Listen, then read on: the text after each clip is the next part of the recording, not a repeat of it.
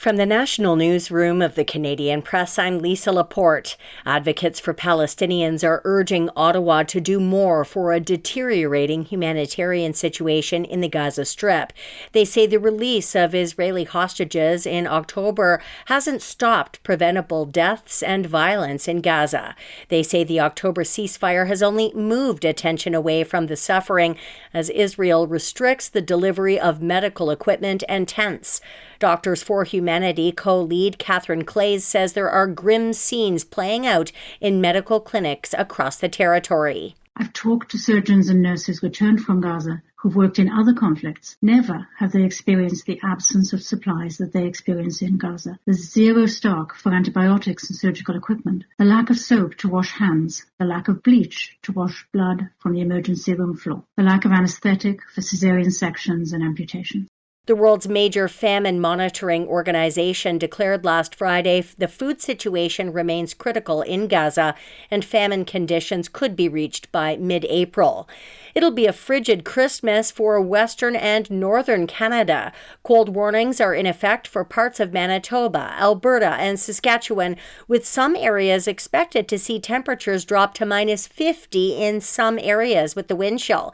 Parts of BC's northern interior could see the wind chill hit as low as -45 on Christmas Day, while extreme cold gripping Yukon for several days is expected to continue through Christmas Eve.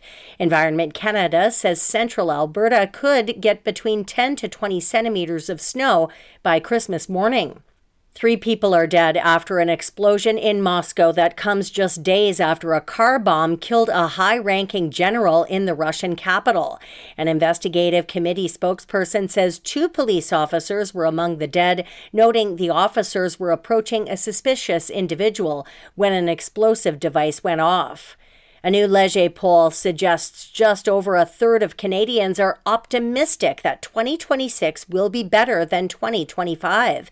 Leger's executive vice president for Central Canada, Andrew Enns, says the results aren't overly surprising given the kind of year we've had. In some of the other research, we saw sort of the turbulent, uncertain aspect that people sort of described the year. And so in terms of the optimism, I found it I found it not surprising. Good that 35% do think things will be better. The poll does suggest that Canadians believe their mental health has improved since the pandemic years. And the Powerball jackpot in the U.S. is estimated to be $1.7 billion, making it one of the largest in the lottery game's history. The next draw is Christmas Eve. This is the Canadian Press. In sports, in the NHL, Edmonton beat Calgary 5-1. Buffalo edged Ottawa 3-2 in overtime. Montreal beat Boston 6-2.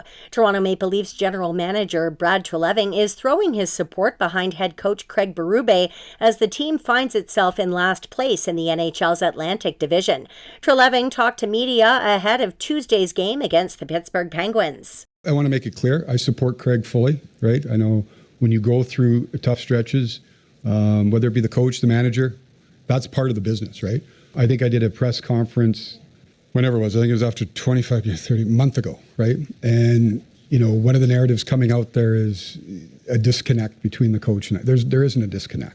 Toronto went on to beat Pittsburgh 6-3. In the PWHL, Ottawa beat Toronto 4-3 in overtime, and the Toronto Raptors beat the Miami Heat 112-91 in the NBA. From the Canadian Press, I'm Lisa Laporte. Thanks for listening. Don't forget to follow and subscribe. For more of today's top stories, visit thecanadianpressnews.ca.